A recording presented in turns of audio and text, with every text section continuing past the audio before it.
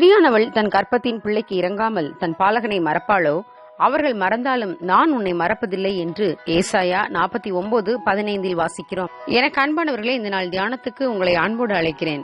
William Gladstone இங்கிலாந்தின் இளவரசி ஆலிஸின் மரணத்தை குடிமக்களுக்கு அறிவிக்கும் பொழுது நெஞ்சை உருக்கும் சம்பவத்தை கூறினார்.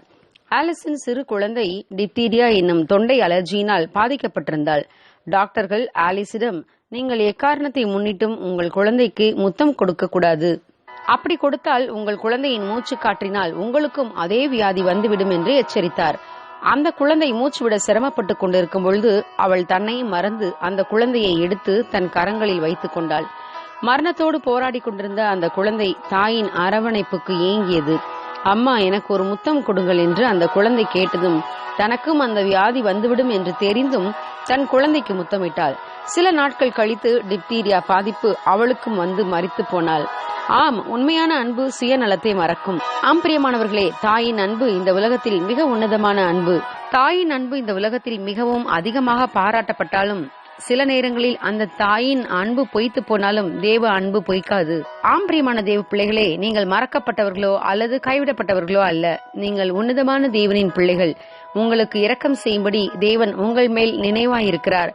தம்முடைய சொந்த குமாரன் என்றும் பாராமல் இயேசுவை நமக்காக மரிக்கும்படி ஒப்புக் கொடுத்த தேவன் அவரோடு கூட மற்ற எல்லாவற்றையும் நமக்கு கொடுப்பது அதிக நிச்சயம். நம்மை மிகவும் நேசித்து நம்முடைய பாவத்திலிருந்தும் நோயிலிருந்தும் விடுவிக்க வேண்டும் என்று தன்னுடைய கடைசி சொட்டு ரத்தம் வரை நமக்காக தந்த இயேசு நம்மோடு இருக்கிறார். அவர் தாமே சோதிக்கப்பட்டு பாடுபட்டதினாலே சோதிக்கப்படுகிற நமக்கு உதவி செய்ய அவர் வல்லவராயிருக்கிறார். இயேசு லாசரு மரித்தபோது மரியாளும் அவளோடு இருந்த யூதர்களும் அழுத போது தானும் ஆவியில் கலங்கி கண்ணீர் விட்டார். அங்கு மிகப்பெரிய அற்புதம் செய்து லாசருவை உயிரோடு எழுப்பினார். தன் ஒரே குமாரனை மரிக்க கொடுத்த நாயின் ஊர் விதவைக்கு மனதுருகி அழாதே என்று சொல்லி பாடையை தொட்டு அந்த வாலிபனை மீண்டும் உயிரோடு எழுப்பினார். அந்த இயேசு உங்களையும் நேசிக்கிறார். நாம் நேசிக்கப்பட தகுதியற்ற பாவிகளாய் இருந்தாலும் நம்மையும் நேசித்து நமக்கு உதவி செய்ய அவர் அன்புள்ளவர். ஆகவே கலங்காதீர்கள். தாயை விட அதிகமான அன்போடு உங்களை நேசிக்கும் இயேசு உங்களோடு இருக்கிறார். உங்களை பாதுகாப்பார், பராமரிப்பார், முற்றுமுடிய நடத்துவார். Have a nice day. God bless you.